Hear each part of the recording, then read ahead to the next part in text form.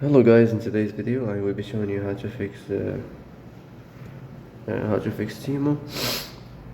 Cannot load in problems. So the answer is easy, just to go to the settings and then scroll down to the apps section. And then go to the search and search Temu. Then go to the storage and here you will find this clear cache option, click on it. Now you can go check it if it works, and if it isn't you can try to restart your phone or turn the Wi-Fi off and on, or the Bluetooth or the airplane mode. Also you can try to clear data, but be careful. If you clear data, all this application's data will be deleted. This includes all files, the settings, the accounts, the databases, etc. So be careful if you want to clear your data.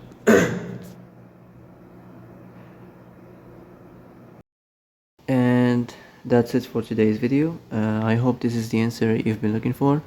If you like this video, don't forget to like and subscribe, and see you in the next video. Thanks for watching.